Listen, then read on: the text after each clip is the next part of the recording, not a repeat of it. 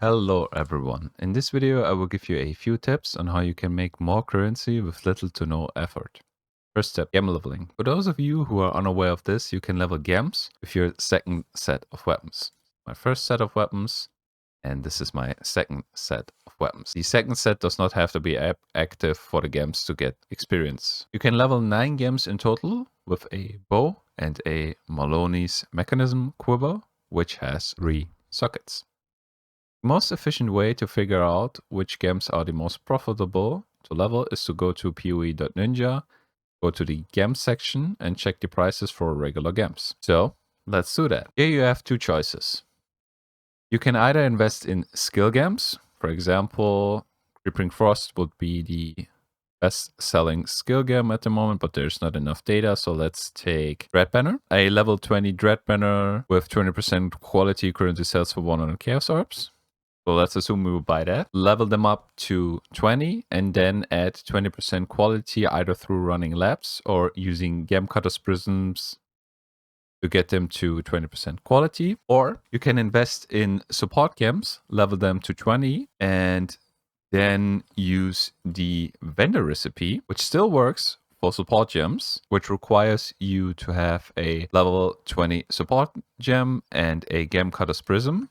And this will give you in our case, a minion life level 1 with 20% quality back. This method is a pretty easy way to make some extra currency with very little time invested. Tip 2. Pick up less and make your loot filter more strict. The game gives us players a lot of loot, but most of the loot that the game gives you is not worth a lot. If you picked up everything the game displayed, you would waste all your time picking up and identifying bad items.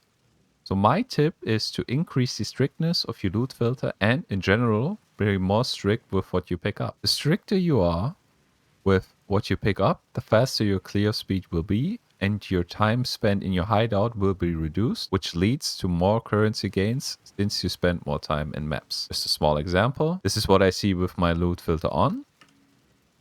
This is what I see with my loot filter off. Tip number 3. Don't sell low value items. I see this quite often on the market. Items, maps, and other things getting sold for 2 Chaos Orbs or less.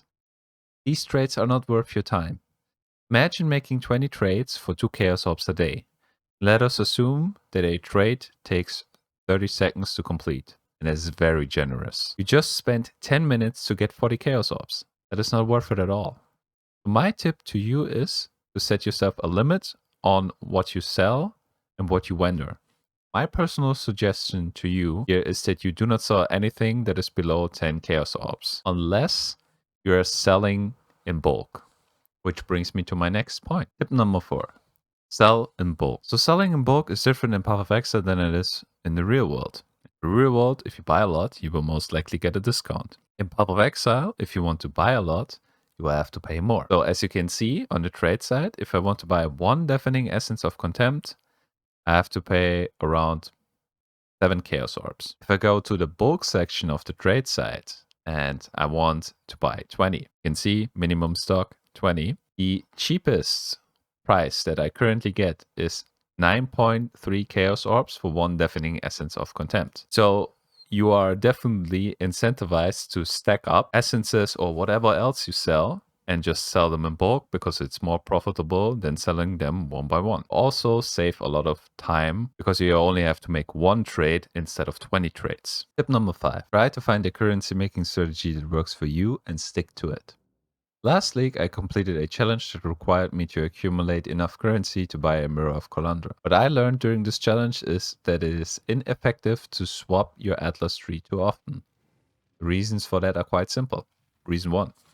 You have to invest currency in order to change your Atlas tree. This adds up if you do it quite often. Reason 2. You will accumulate a lot of items that you will not need in the long run, and it is better to be specific rather than have a lot of different items. This video assumes that you are playing in a trade league, so it is advised that you farm currency in order to buy items that you need, rather than farming them yourself by swapping around your Atlas tree. Before I end this video, I want to say that the points can give the impression that pathofexile is just a grind and everything has to be optimized to be fun.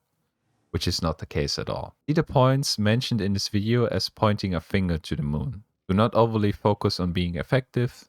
In the end, it is just a game. So have fun. Alright, that concludes the video. I hope you found it informative. Bye bye and good luck.